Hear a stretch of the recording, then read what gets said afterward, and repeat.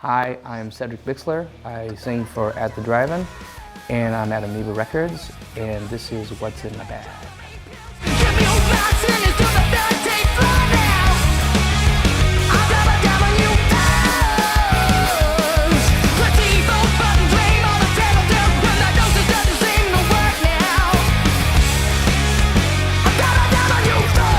This guy, Ethan, from a band called Heron Oblivion, hit me to this band, Sleaford Mods. And I think we were just sort of texting back and forth to each other, talking about the fall, and that led to, well, if you like Marky Smith, you're gonna like this new band. I'd never heard of them, so I went down the wormhole of watching the performance, just a two-piece. This guy who does the vocals, and then this guy who mans the beer bottle and the computer, and they're just really just something magical to watch, and very, very, very English. I think before I say it better be in line. I think before I say I let the word slip by. He's got plum mop, he's got mop top. It's spoken word with that Pistols attitude, and some of the songs reminded me of like that lo-fi Le Tigre sound. There's songs like Jolly Fucker. There's this certain English way of saying fuck that is just really satisfying to me. Jolly Fucker! Mr. Jolly Fucker! If someone asks me what I like that's modern, I'll say this, and if they like it, then I'll be like, yeah, we can hang out. So, Sleaford Mods. And I picked up this Cluster record. I always have said that all roads lead to Germany in regards to like interesting out there music, because Germans coming out of the rubble of Nazism, the kids grow up and sort of say fuck you to all this sort of like Western rock music, and krautrock is this amazing rebellion against everything, and out of that is born stuff like Cluster. And I love to draw to this kind of stuff because it just makes me feel like I'm there. I'm inside the people I draw, the little characters I draw. And I can just put this on and it's just great. It makes me feel like I'm in a John Carpenter movie or something, or like me and my gang are gonna commit some sort of crime in this, barren alley, and it's like, yeah.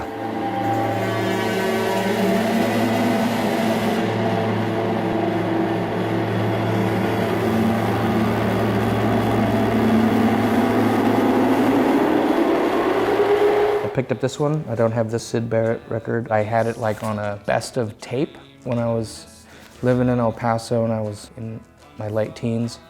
And so we would listen to this a lot, my friends and I, and Omar, all of us sort of just had this secret handshake about this kind of stuff because we were such big Piper at the Gates of Dawn fans. A bare winding carcass stalk shimmers as flies scoop up meat, an empty way, dry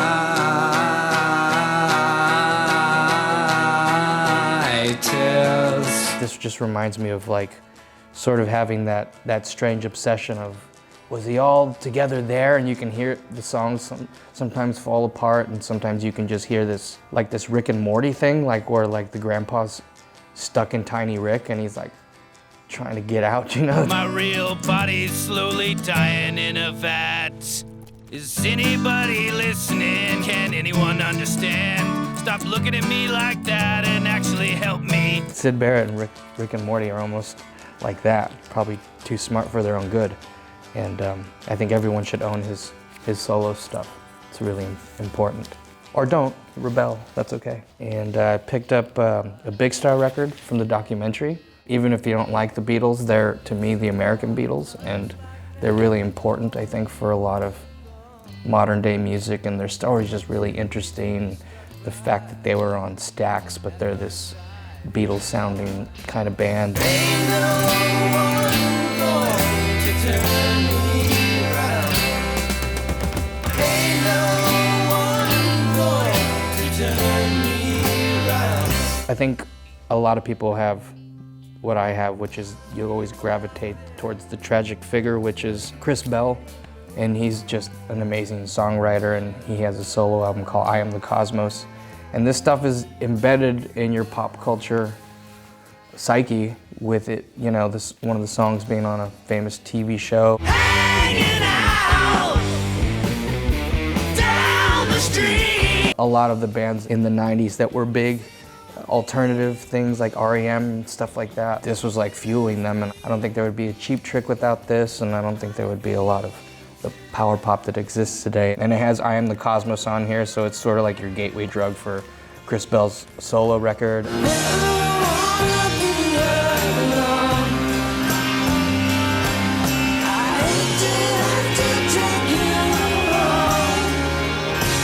Alex Chilton, thank you. He's in the Box Tops. Lonely days are gone, I'm a-going home. My baby just wrote me a letter. And then after this band breaks up, he does Tav Falco and the Panther Burns, I think, which is like super left field outsider music. And you think he's gonna make like another kind of Beatlesque sounding band, but it's not. He seemed to indulge in very strange, weirdo stuff that's a branch of punk maybe. And so he's sort of like this godfather for a lot of underground music. Didn't he like produce the Cramps too? Exactly, there you go. Like they knew about him, and it's like, you know, they didn't necessarily get a shiny Beatles record, but the fact that he understood what they were like and decided to produce them, that's amazing. So he really is like an important figure in just American underground music, you know. I'm a late bloomer to Guided by Voices because I've always been overwhelmed by the amount of releases there are. Seems to be like a hoarder's house of records that they put out. But my friend Dan Elkman sat me down once and just sort of played a song for me, and then I was like, oh, okay, I loved it. And then in going down that wormhole, I found my favorite song on this record, which is Motor Away. And then the time will come when you motor away. Oh, why don't you just drive away? I just love this guy. He's like a teacher. He's just constantly doing like big productions or 4-track recordings or as many records as he wants. It's another band I think that benefited greatly from Big Star, and you've got to respect your elders because they still make great records. Another thing that benefited from Big Star, I think, even though they're probably around the same time as Flaming Groovies. In particular, I really love Shake Some Action, which I listen to a lot when I draw too.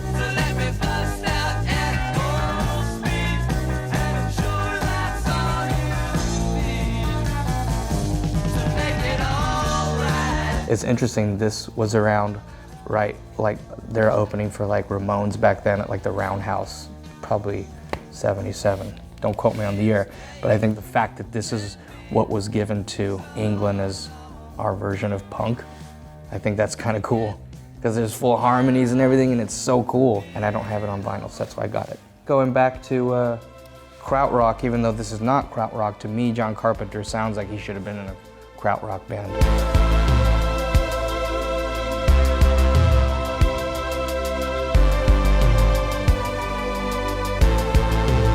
That Reflection's a pain in the ass, isn't it? Sorry. And then I think The Other Side of the Fog. Both these movies are rad, and the fact that it's John Carpenter doing it by himself, especially on Assault, I'm always thinking, why didn't anyone sample this in hip hop? It's just cool. You have this guy just going out on a limb making these strange movies and then making the soundtrack too. I think that's just amazing. It's him and a little synthesizer, and it's legendary now. A friend of mine named Ryan Sawyer, he's a really great drummer, and he was third drummer for At the Drive-In. So he plays on our record called Acrobatic Tenement. When he started playing with us, he just schooled me on so much music. And Van Dyke Parks was something he schooled me on. Left on Silver Lake, he keeps us all apart atop an Oriental store there. He returned from Alabama to see what he could see. This could be an Animal Collective record if they could travel back in time and be his backing band. Yeah, this is 1968. It's just a strange pop record. And I don't mean like chamber pop for the year, it's really a weirdo record. Sages about, so hit your head to the ground. This just is sort of classic take a chance on a weirdo artist era Hollywood, which is back when you can do that and lose your ass. I'm sure this didn't sell very well, but it's great, worth a listen to, even if you hate it.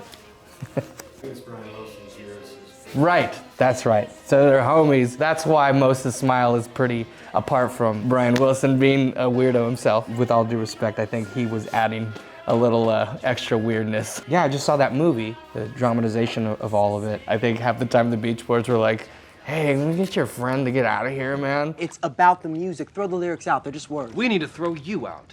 I'm like, oh my God, you guys are so fucking square. But that's part of that genius. He needed a little homie there that was like, will you back me up on this strange vision I have? So let people like him be a lesson to you. You need that. That's it. Awesome. Cool.